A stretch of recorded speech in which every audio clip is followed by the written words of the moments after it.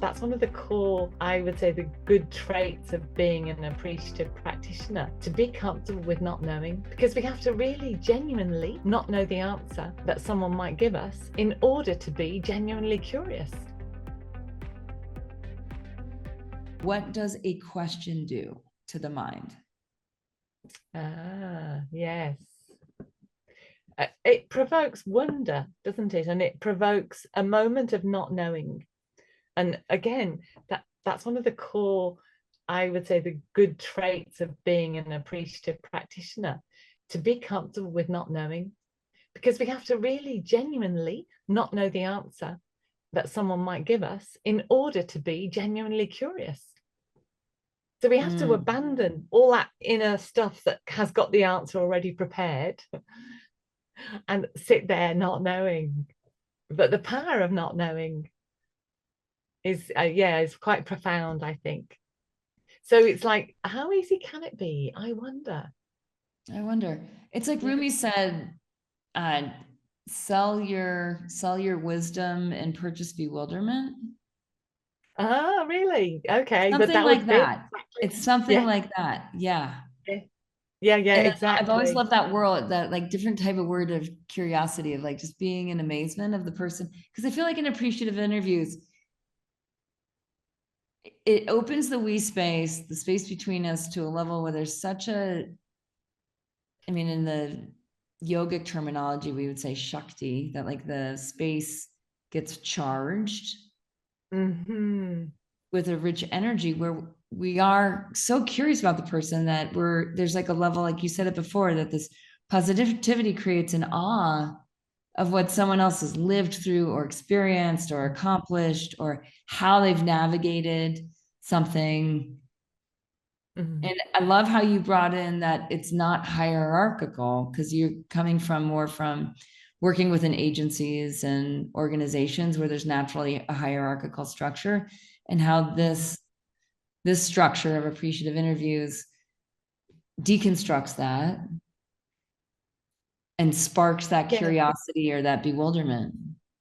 Yes, and that's why the preparation of a set of questions for a conversation can sometimes take a little while.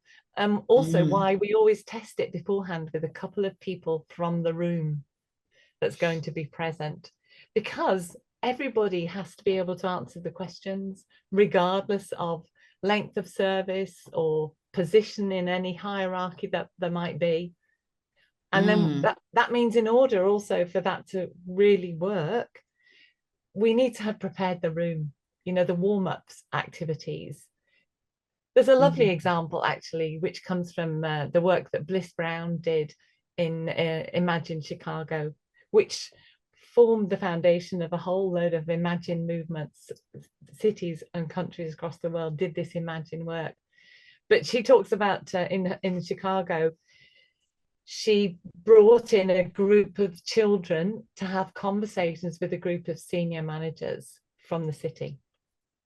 And the children that she chose, young people, they were all musicians. So the first thing she did was they performed. Mm.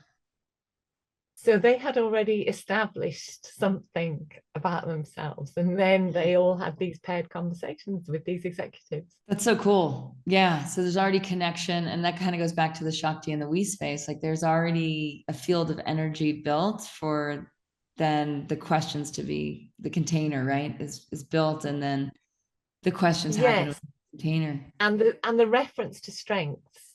Because sometimes before I'm doing training, I might send people a strength finder, because a lot of people haven't Mm-hmm. necessarily thought. Perhaps this is more true in Europe than in the States, but people aren't used to thinking they can talk about their strengths. And sometimes they might not even be able to easily pull one up. Because it's So like tall again, poppy syndrome. It's like that, like don't stand out. Yeah, you're right. Americans don't have that as much. Like we're so highly individualistic that we've been probably a little bit more conditioned into our strengths, but maybe not how our strengths fit together with other people. We're probably not as we're probably not aware of that as people maybe in Australia or Europe. Right. So then a lovely question would be, tell me about a time when drawing on one of your strengths, you really helped someone else bring theirs to bear. Oh my gosh. Totally. I've been doing that all week.